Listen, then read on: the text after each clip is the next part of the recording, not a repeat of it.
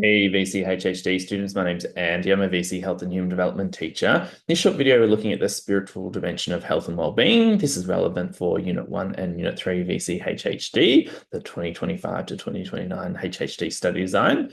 There's a range of different ways you can engage with the Health Resources Hub. You can see there we've got our Instagram, TikTok, and Facebook pages where you can follow us and get alerts to new opportunities and when new videos come out. Also, our email info@hrh.net.au if you'd like to get in touch. Also got our website, hrh.net.au, where there's lots of opportunities for teachers and students of vcehhd.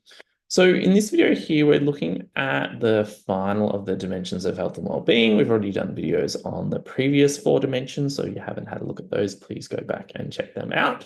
So today we're looking at the spiritual dimension of health and well-being. And so sometimes students see the name spiritual dimension and they think that this dimension is just related to perhaps something like religion, but that's not the case. So let's have a look at the description here that you can add to your glossary. So it talks about spiritual health is not material in nature, but relates to ideas, beliefs, values, and ethics that arise in the minds and conscience of human beings. It includes the concept of peace, hope, a guiding sense of meaning or value, and reflection on your place in the world. So those couple of sentences there would be appropriate for a description. And you can see there's a range of different things that you could link into if a question is asking about how something might promote the spiritual dimension of health and well-being. And we'll look at some examples in a second. It also mentions there that it can be highly individualized. For example, some spiritual health may relate to organized religion, a higher power and prayer, whilst for others it can relate to morals, values, a sense of purpose in life, connection, and or belonging. So that just means that for one person, what spiritual health and well-being means to them can be quite different from another individual. So it's quite subjective. Okay, so you can see here are some examples that you can add to your notes and then practice linking these into some different scenarios and questions about spiritual health and well-being.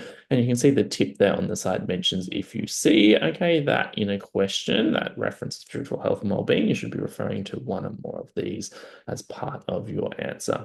So the first one there talks about a sense of meaning and purpose in life. And so I know I talked to my students about linking this into perhaps the career choice of an individual and what they might be doing with their day-to-day life. So if people have decided perhaps to become something like a teacher or work in the health career, then that might really give them a sense of meaning and purpose in life. And that's what sort of motivates them to get out of bed every day. And therefore that can link into promoting their spiritual health and well-being.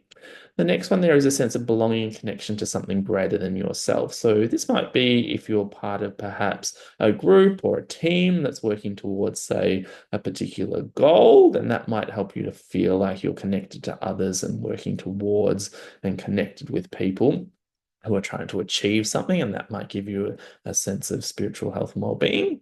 Then you can see living by a set of values and beliefs, and so they might be related to perhaps a particular organization that you're part of, or how you're brought up, or a particular religion that you're part of.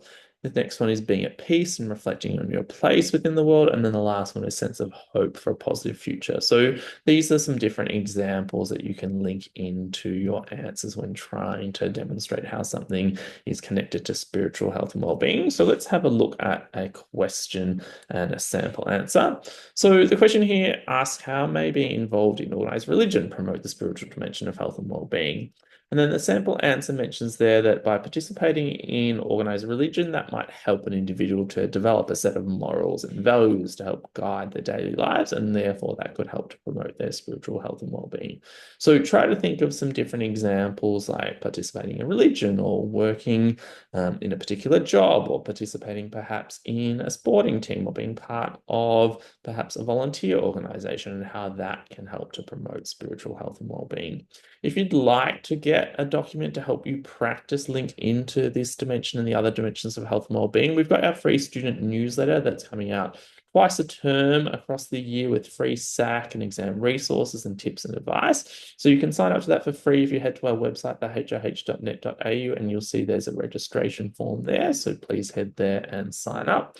Also for Unit 3 and 4 students, if you're wanting additional practice questions and sample answers, we've got this resource here, the ACE HHD revision questions book that I have worked on. It includes over 500 marks worth of questions and sample answers and mark breakdowns, and it includes a full chapter on extended response questions and a full trial exam. So you can head to book.acevc.com and place an order for that, and it'll come to you via the post. You can also head to our website, wcehhd.net.au, where there's opportunities for students and teachers. So please head there and check that out. Okay, thank you so much.